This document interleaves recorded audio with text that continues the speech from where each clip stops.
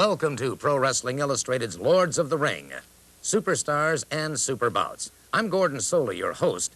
During the next 60 minutes, we're going to examine many facets of professional wrestling. We'll be traveling the length and breadth of the United States. We'll go to Tokyo, Japan, and we'll go back in time and space. This program, of course, is presented by Pro Wrestling Illustrated, the most widely read, widely sold, and respected wrestling magazine in the world today. Right now, it's my pleasure to introduce my co-host, senior editor for Pro Wrestling Illustrated, Bill Apter. Bill?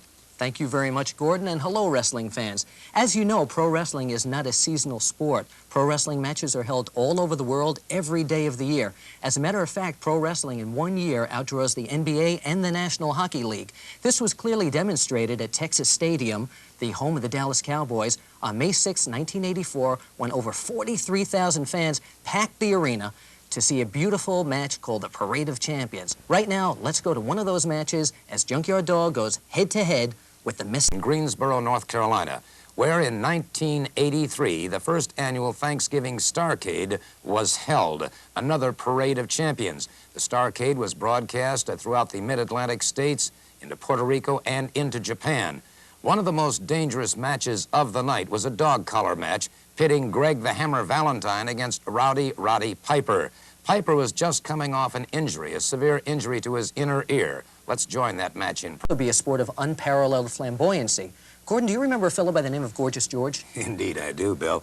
Gorgeous George, of course, was the man who really brought flamboyancy to professional wrestling. He was a great star in the late 1940s and the early 1950s. When he came down to ringside with his robes and his valet and his Georgie pins, he threw a lot of his opponents off guard. However, once he stepped inside that squared circle, he was all man and a yard wide. Well, as a matter of fact, a few years ago, I did an interview with Muhammad Ali, and he said, Gorgeous George told me everything I know about flamboyancy. So we've dug into the archives of Pro Wrestling Illustrated, and here's some footage of the great entrance of Gorgeous George.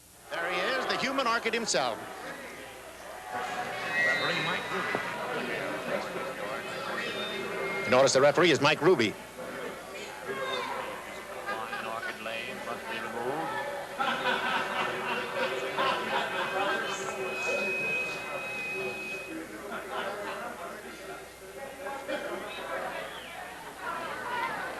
Off come all the orchids, and the hair is in position, and he's ready for inspection of fingernail length. But Mike Ruby wants to see the body for excessive greases. Tell the man, he says, Jeffries, tell the man. There's a device at the collar, has this ascot, or rather it's a jabot, I believe would be called, removed, and there we see the military collar, and a great many of the 42 hand-hammered solid silver buttons. It's in purple, the color is purple. Horsehair lace and silver threaded throughout.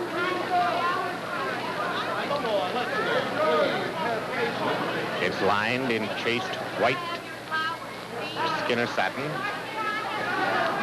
The robe itself is of slipper satin, I beg your pardon, it's of slipper satin.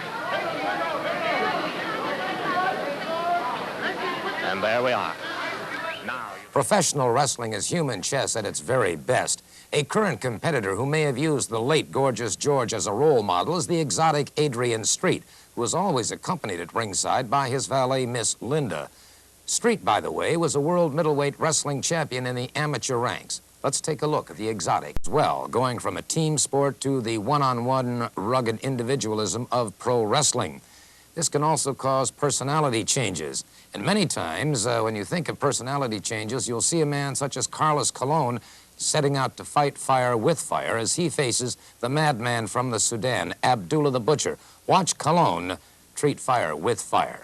Don't try that again. I am a star, and next time I come here, I want you all to get down on your knees and bow down to me. And if I pass you by, kiss my feet. Come on, yeah, okay, you bunch of slimy hicks from Memphis, Tennessee. You hicks, go and plow the fields and the farms, you little hicks. Just keep running your jaw, and you'll have worse than you got right now. Shut up, Russell. The National Wrestling Alliance is the oldest and largest sanctioning body of professional wrestling in the world today. In 1905, the first NWA World Heavyweight Champion, Frank Gotch, was crowned. We're going to go back in time, not that far back, but we're going to go back to May 24th, 1973, when the only man ever to win the World Championship on 7 different occasions, Harley Race, defeated then World Champion Dory Funk Jr. for the title. We're going to go back to the action now in the third and deciding fall of the